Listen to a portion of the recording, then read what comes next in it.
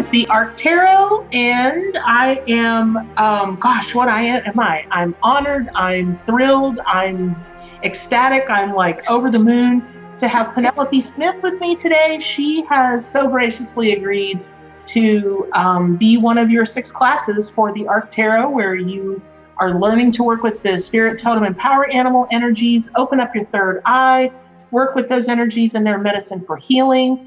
And for those of you who don't know Penelope, she is the grand dame, the great grandmother of animal communication all over the world, and certainly started here in the States. She was such a pioneer and still is such a pioneer. She paved the way for public understanding and acceptance and awareness of telepathic communication with animals. And she's largely responsible for the industries, so to speak, that we have today, where we all have clients in the animal communication field, and that people do seek out our services to help them, and they're believers and they're accepting of it. So, gosh, Penelope, I'm going to get real. See, I'm like, oh my God, I got Penelope Smith. I'm just so grateful, and I'm so get very emotional because, as you know, and I thank you so much for your friendship. You and I have been friends for a little bit, and you know what my passion is, to help the animals. It's the only reason that I do what I do. And I know that's the only reason you ever started doing what you do. And, you know, with your books, you've got Animals in Spirit, Animals Speak, Animal Talk. What are some of the other books that you have out? And Those are my 3 main books, and then lots of audio and video. Right. And they are such, I see them as like learning math, right? You've got to have these fundamentals to be able to move to next levels. And you take everybody through all of those levels. You take the very beginner who's like, oh my God, am I crazy because I think animals are talking to me, or because I want to talk to animals.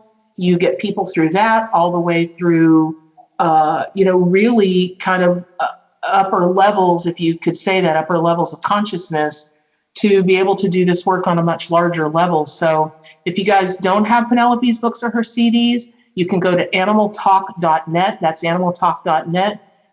Treat yourself, do yourself the big favor of getting her materials. They are staples in my library. And even though I've been doing this for 1,000 years, when I'm feeling stuck or I'm feeling confused, I walk right to my bookcase and I pull Penelope's books. So today, for the Arc Tarot folks, we are going to be getting your great wisdom. And I love, you were so gracious. Thank you. I asked you what the 3 things are that you most wish. Sorry, that's my dog snoring, you guys. Sorry.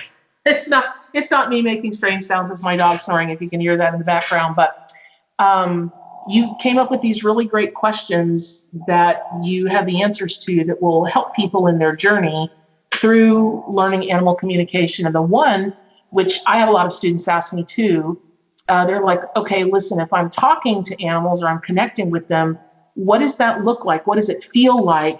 And then you just took it that step further. And so the question is, what does real, natural, telepathic communication with animals look and feel like? And so can you talk about that a little bit for everybody who thinks they're crazy when they're getting visions or hearing things that they don't understand why they're hearing? Sure. So telepathic animal communication, it's first of all a natural ability. We are born with the ability to receive other beings' thoughts and feelings. It's a part of our natural senses. I call the telepathic senses our extended senses. It's like we can see, hear, touch, taste, smell.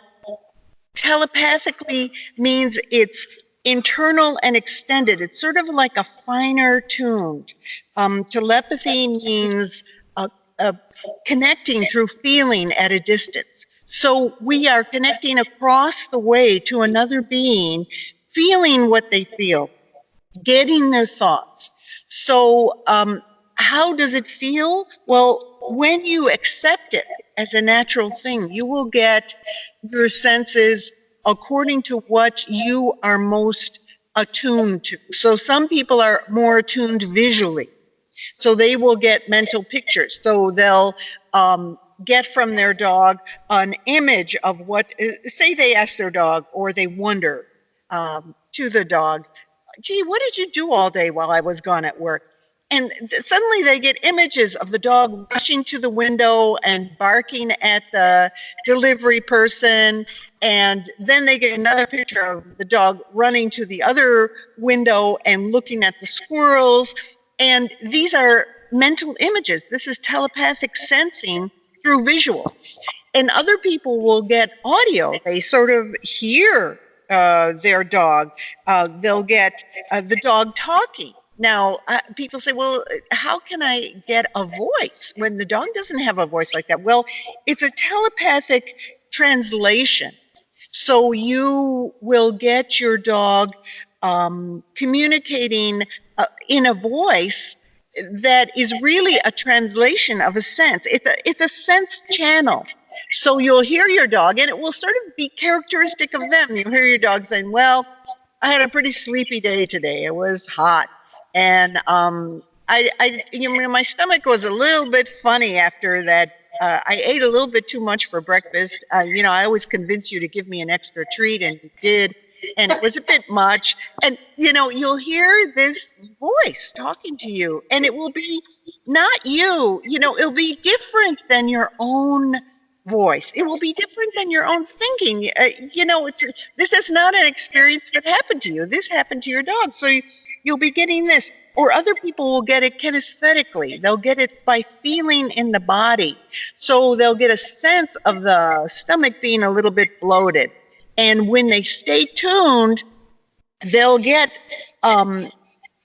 again, they may not know how to interpret that if they don't get the other senses. See, when you start getting telepathic communication, you may get only one channel, but as you get more experienced and open to your own sensing, you'll get a sense of knowing what the whole thing is about. So you'll get the dog's smell, you'll get their thoughts, you'll get their feelings, you'll get their voice or their thoughts translated into words.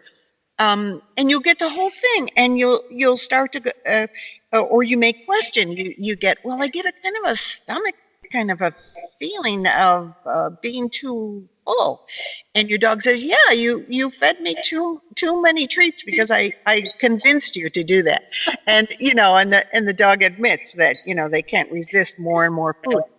So you'll start to get more of that, but in the beginning, people, when they first start to open, they get snippets, and then they usually shut off. They go, oh, I got something, and the thing, as you learn, you start to stay open to let it unfold, to let the sense unfold. While telepathy is instantaneous, as soon as you think it, the animal is already answering you back. It may take a while as a beginner for you to allow it to come in and to feel it fully. So you have a little lag there. And in that lag, if you just stay open like this, open your arms, open your chest, lean back, relax, you'll start to feel what your dog feels. And the most direct method of telepathic communication is actually to be your dog, to become your dog. So you feel what they feel. You start to you start to feel you have paws, and you start to feel you have a long nose, and you smell what your dog smells. You hear what they hear. It's different than your human senses, because the dog senses are very different than human senses. And you have different concerns. You're not concerned about being on the computer and answering your messages. You're concerned about guarding the house and taking care of your person, and what's next? What is your person going to do next? These are different concerns. So as you listen, you start to feel it's different than what you think and feel. That's a sign of truth. That's a sign you're getting a true telepathic communication. And then the litmus test is when you get these things and you understand your dog is happier. They're real happy to connect. You sit there looking at you going, right on. They like to encourage you because they love to be understood. Animals Sure. love to be understood, and difficulties with them melt away as you understand them. As you get what the animal's viewpoint is. See, people project a lot their own thoughts. So they see the dog and they say, well, he probably thinks, or, and they're projecting their own thoughts. Get away from your own thinking by, again, opening, grounding yourself with the earth. Actually, feel your feet on the ground. Even if you're in a building, doesn't matter. As soon as you feel your feet connected to the building is connected to the ground. You go right down to the earth. And through your feet on the ground, you connect with the animals.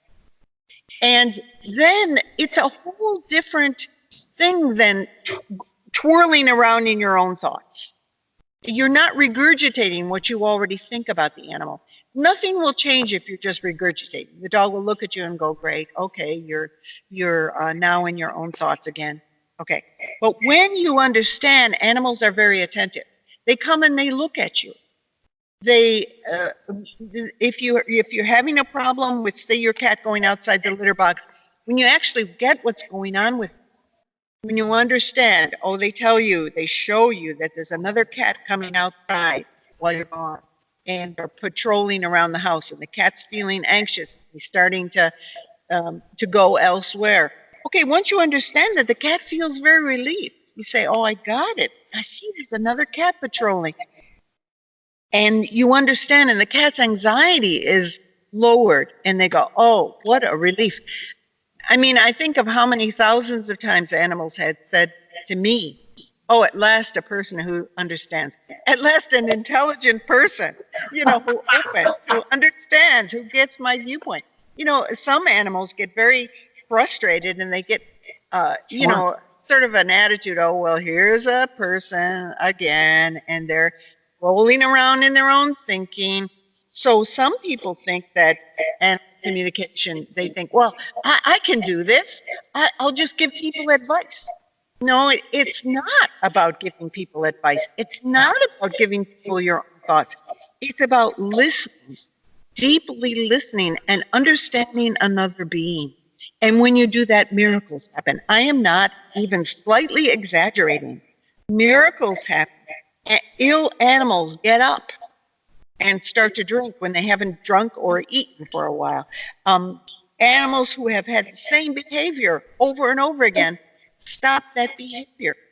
It's a shift. And again, it's not this thinky thing where you're giving advice. Well, let's see, the other cat, the usual things for litter box are, you didn't change it. It's probably too smelly. No, that's thinky. This is not thinky. This is about, you tune in, you really feel what the animal feels. And they're showing you, you can feel it in your paws. You start to feel how the litter is very uncomfortable. This clay litter feels uncomfortable to my paws. You're starting to speak like the animal speaking. It feels uncomfortable to my paws. I can't go in there. It's sharp. And sure enough, and you understand, you say, I get it. It's too sharp for you. That's why you aren't going in the litter box. And so it's very different than, say, the cat you talked to previously, or the list of things that a veterinarian gives for animals going outside of the litter box. Now, that list is nice to know because you can check with the animal. Is it this? Is it that? But they usually will tell you right away, it's very uncomfortable. So you change the litter to a softer litter, say a pine litter or a wood based litter or a paper litter. And the animal goes right into the litter box and goes, gentle on my feet. Thank you. And they dig in and away you go. You're all set. So that's how you know it's true. It works. You just said the magic words is, how do you know it's true? And for me, that's really important because my foundation really is as an evidential psychic medium. And so when I was kind of, quote unquote, coming up in the ranks, if you couldn't produce evidence, it wasn't a real message. So when you talk about, when you mention that's how you know it's true, for readers who want to stay in their integrity, being able to produce details that they couldn't otherwise know, that couldn't come from a guessing list of, okay, well, if your cat is going outside of the litter box, here is the list, the Veterinarians Association approved list, and they come up with something on that list. So they can, it's important that readers know that they can go beyond that. So you mentioned another word that really stimulated me this morning, which is miracles happen. Would you be willing to share with us maybe one of your most miraculous readings that you got maybe surprising or specific information about an animal that did create the shift or transform or heal that animal and person's life? Yes. The one that comes up as you're asking me is, I was asked, and this was in person, not by phone or at a distance. A person called me because her cat was very ill. The veterinarian found nothing wrong with the cat, but the cat had stopped eating, and that morning had stopped drinking and was pretty much dead. I mean, when I came, the cat, its head was flat down, its legs were splatted out, its fur looked terrible, and really I was looking at an almost dead cat. So the woman said, well, what's going on with him? So I tuned in with the cat, connected, and the cat said to me, was very willing to communicate, was even on her last legs. And she said to me, he's beating her and he beat me. And he showed me a man, gave me a clear picture of a man who had actually kicked the cat down the hall. This lady lived in an apartment. And so I said to the woman, I'm seeing your cat is giving me an image of a man, and I described the picture of a tall man with dark hair, and who has kicked him and kicked the cat, and evidently has also hurt you. And the woman immediately went, oh my gosh, that's my boyfriend, my now ex-boyfriend. I just said, that's enough, and said not to come back. And she began to cry. She said, I didn't know he was also hurting my cat. He was definitely hurting me and beating me, but I didn't know he was hurting my cat. And she, this was, of course, very emotional for her. So now the cat, who has been laying on the floor, was so grateful that the person finally heard. And when she said, and I said, well, are you sure that the boyfriend is not coming back? The cat wants to know. And because the cat said to me, is he coming back? And she said, no, he will not come back, especially now that I know what he did to my cat. So the cat, who again was splat on the floor, got up, and she had food and water out, went over and took a drink. Okay, walked over and took a drink, then came back, was wobbly, but came back, and I did some healing, some energy healing with the cat, and we continued to talk. Of course, the person had a lot to release, so she started releasing her emotions and telling me some of her problems, and the cat kept getting better and better. Right before our very eyes, the cat got up. I mean, this was unbelievable, because you would have thought that the cat was about to breathe her last breath. Got up and went over and started eating. Ate a little bit, came back and sat with us. Okay, so this was obviously evidence. When you say evidence-based, I've always been a very practical person too. For me, it's about results.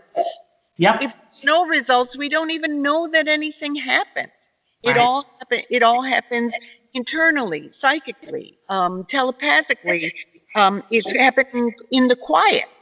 Of course, you can hear it if you're tuned in, but for people who aren't tuned in, nothing is happening until there's results. So this is the kind of thing, and this was not just one instance. There were many instances where animals who So, would you like me to give you another one? Another one's coming up? Are you kidding? I bet we all would listen to your stories till next week. Well, there's a lot of them, and some are, just the straightforward. Well, we changed the litter box, and you have to first change the litter box first. Like this cat whose paws hurt. You change the substrate in the litter box, and the cat shows you, oh, this is it. So you have to wait a while. But those are little miracles too. But here's another one. Here's a cat. The person called me, and again, I was doing a lot in person in those days, in the 70s and 80s, and then I started to do a lot more at a distance because people were calling me from quite a distance. So I started doing more at a distance. But I did a lot in person. And so the person called me because her cat was biting everybody. This cat not only bit other people, but also bit her. So this was definitely a problem. And she didn't know. She just thought her cat was kind of an aggressive, nasty cat. But what I do is always I find out from them, okay, when did it start? What happened? Well, tell me about it. So I went in and she said, well, be aware that the cat may bite you.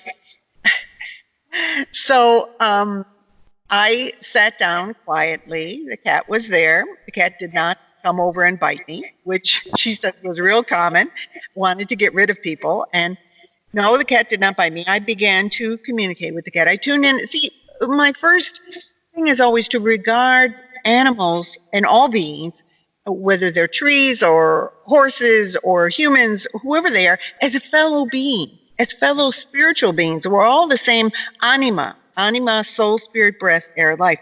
So I have a deep respect for them. So I came in with a deep respect for this cat, not looking at them as a thing, as a biting thing, a problem that we have to handle, but a fellow being who has something to communicate. So we began to communicate, and I don't remember the details now about, but the cat told me when it started, why it started, what happened. But again, being evidence-based, the results, I can remember the results. As we communicated, the cat jumped onto my lap, began to purr. I was petting the cat, and the woman is like going, oh, this doesn't happen. This doesn't happen. I said, okay, we'll be ready now for your cat to express something different. Now that we've communicated the causes, what stresses in his life were causing this. And again, I don't remember what they were. There was a sequence. They tell you, when it started, why it started. The cat just felt so relieved to be understood, went into my lap, kept saying to me, thank you, because now the person understood the stresses, could change them. And here was a different cat. She says, this is like a different cat, because this had been happening for years, and mainly her handling had been to try to keep people away from the cat. Gosh. So, and warning people, my cat might bite you, so she'd keep the people who were afraid, she'd keep them away. So the cat changed after that. It was night and day, and it was different. The cat no longer had to. The stresses were relieved. We did some emotional counseling work, and the stresses were relieved. The person understood, and she also was willing to accept that the cat could change. See, a lot of people think, well, animals, they're sort of a little bit like automatons. They have habits, and don't. I said, listen, we all have habits. Humans have deep ingrained habits, even deeper than animals do. Animals have this willingness to change. I mean, when I went from counseling people to counseling animals, I went, wow, the results happen so much faster in animals. It's like instantaneous. They are so willing to change, and they're so grateful to be heard and understood. So that's the kind of that happened. And again, I could start relaying. I'm starting to think of a horse. I could start relaying stories. But what I want to relay to people who are beginning on this path, or people who are deeper in on the path, is that it's true because things happen.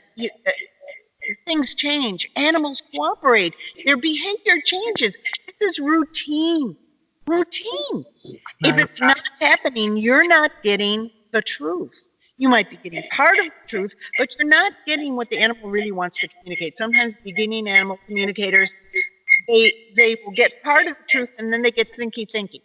They start to go into their heads and they start to give advice too soon. They haven't listened to the animal. And if I'm going to give any advice, it's always okayed by the animal. I check with the animal. Will this work? Will changing litter box work if we get something softer? The animal's going, yes. So then I tell the person, the animal agrees that getting a softer substrate in the litter box will do the trick. Or the cat agrees that now you understand and the stresses are relieved, that he won't bite anybody anymore. Right. So it's based on a constant connection. And I also stay constantly connected with the person. So that as I communicate, I'm communicating to the person's understanding. I'm not communicating this. Some people think there's an absolute truth. Well, I have to just spit out whatever the animal says. No, you have to communicate with understanding of the person, understanding of the animal. You have to communicate what the person will understand. So you communicate in a way they will understand. So by me staying in tune, and I always teach my students that you stay in tune with the animal, you stay in tune with the situation, you stay in tune with the person.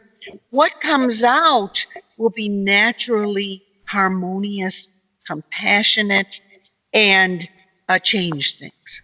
So, I get beginning animal communicators. They say, well, nothing really happened. Well, it's probably because the person didn't apply what I said.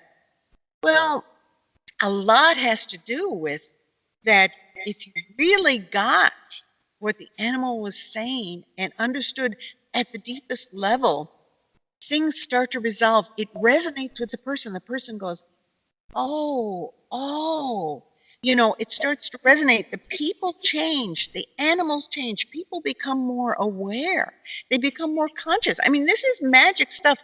I call this the underground peace movement. I said, this is sort of underground in the sense that we don't have to make a big splash. We don't have to become famous. All we have to do is listen and communicate, and the peace happens. The peace in the animal, the peace in the person, and things change. People become more aware. This is, my focus has really always been on enlightening people, because animals are fine. I've always loved animals. We've always been friends. I've always communicated with them. They're fine.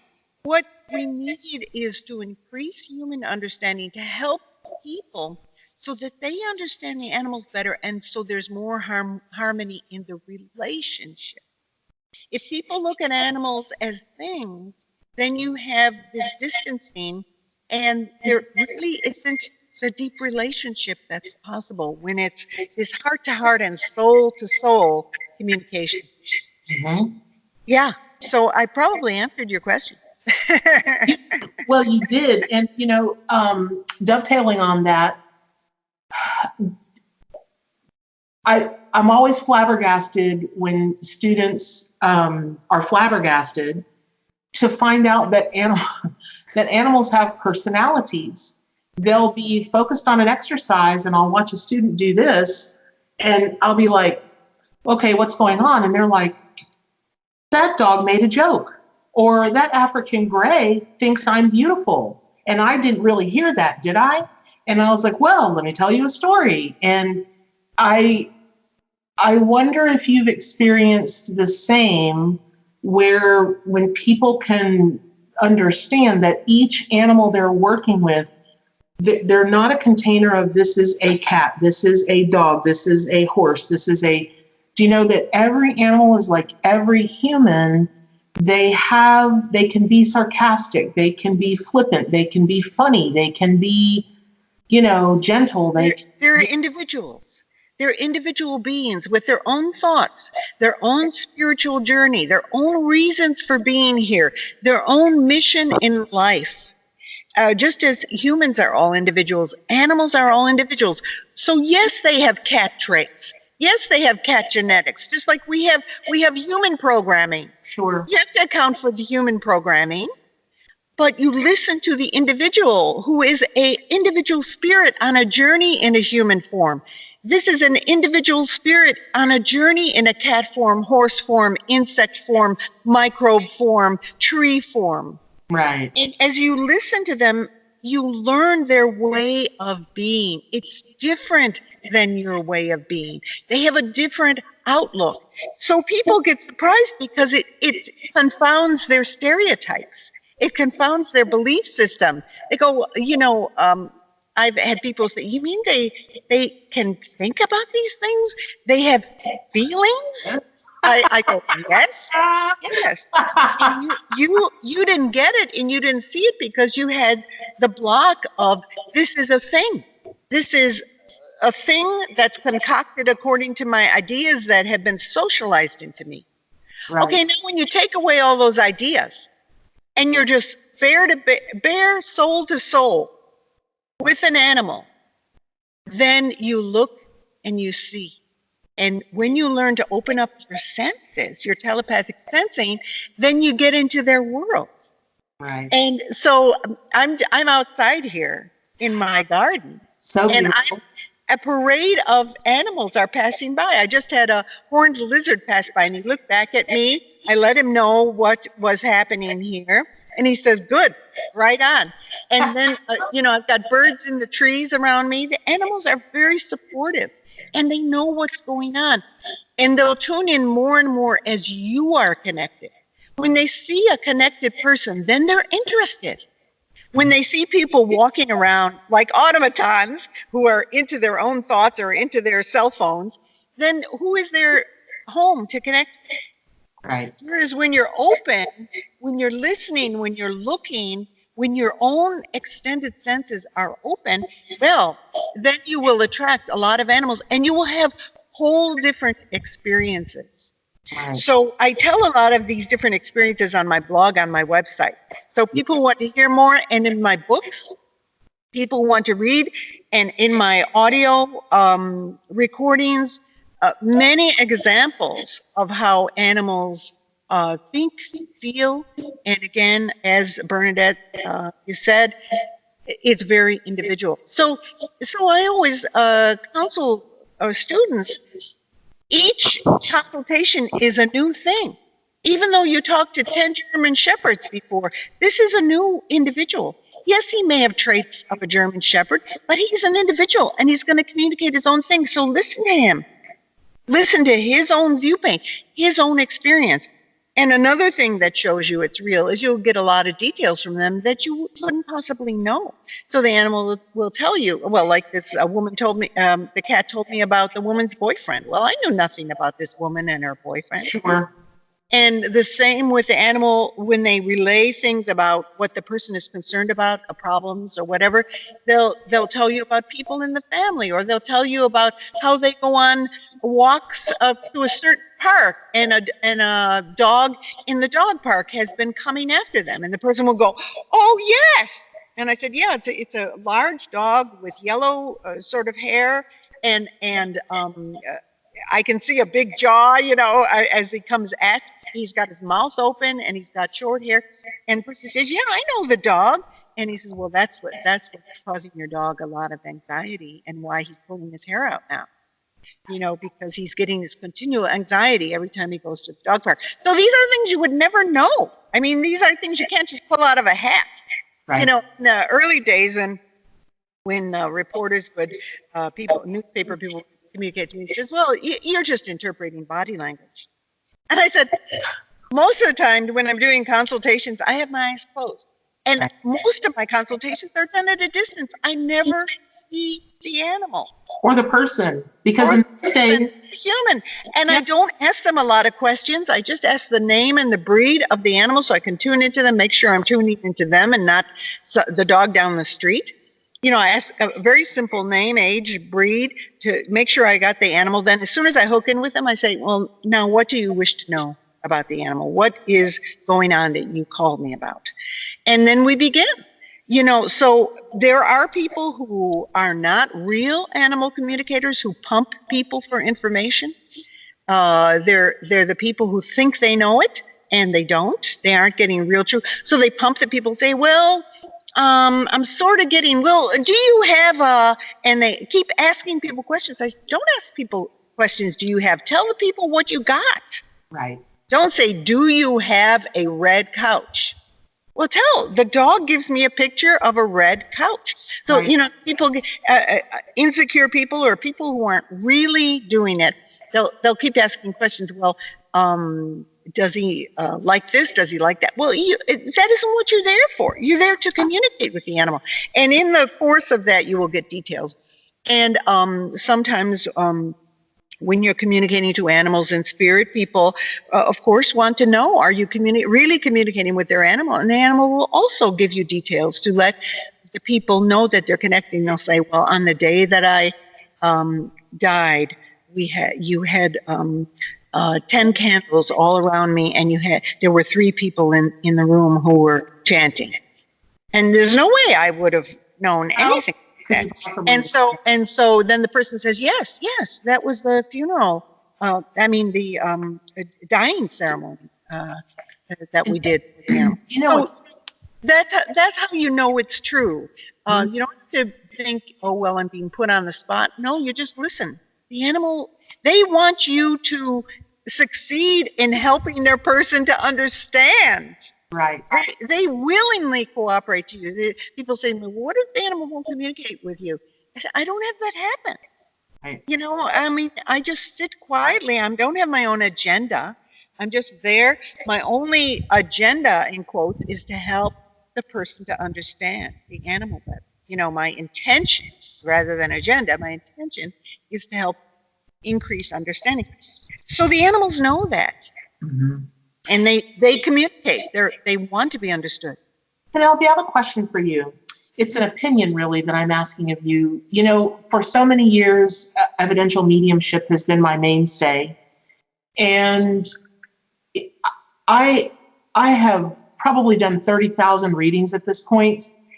And, every single time I am communicating with a loved one from the other side, certainly there are emotionally charged moments and people will get, they'll cry and that kind of thing. But I never see the reaction from a client about their person who passed as I see when I'm communicating with their animal. And in particular, when I say, Uncle Bob has the Schnauzer Yorkie, looks like a Schnauzer.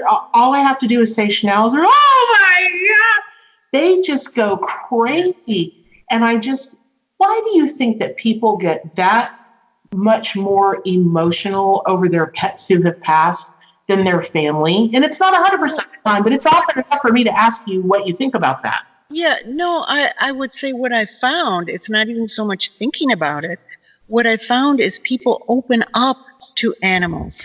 They're not as afraid of animals in the sense of that they're not going to be criticized by the animal. There isn't the things at stake as there is in human relationships.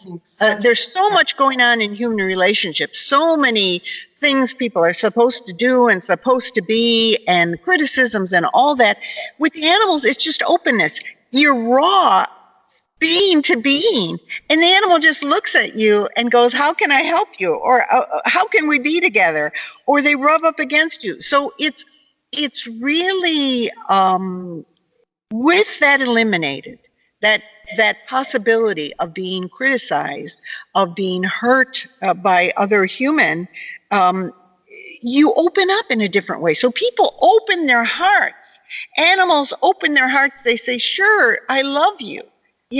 Just in this pure way, in this innocent way, and they aren't there to judge the person. They don't say, well, you're too fat, or you're too thin, or your clothes aren't right, or you should be a doctor instead of a teacher, blah, blah, blah. All the things that people make them distance themselves from people, make them close off to people, aren't there with their animal friends. So they get deeper and deeper into an open-hearted love.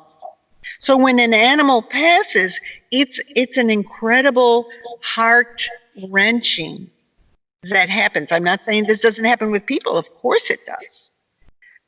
But with the animal, you've spent longer being completely open-hearted Right. and not having to stress and worry about them criticizing you or telling you you should be or do something else. Right. So you have this pure relationship that is so deep. It's so beautiful. I mean, I really love that part of connecting with people and their animal friends is how they let down their guard, how they feel safe. I love that. That's awesome. Yeah, yeah. Well, I know we're at time. We're even a little bit over. So thank you so very, very much for all of the, beautiful, profound, expert, wise knowledge that you've shared. And I know everybody who watches this will find that it helps them take their animal communication skills and actually their psychic telepathic skills to another level. I don't know if I could say thank you in 1,000 different ways, I would figure out how to do that. But thank you so very much for your time. And you guys that are watching this, please don't forget to visit animaltalk.net, get Penelope's books, get her recordings if you don't have them yet. I'm telling you, they will take you to places, be able to open your abilities in ways that you just can't even possibly fathom yet. So again, I'm Bernadette King. I'm with the creator and channel of the Arc Animal Tarot and Oracle deck. I thank you so very, very much, and we will look forward to talking to everyone soon. Bye.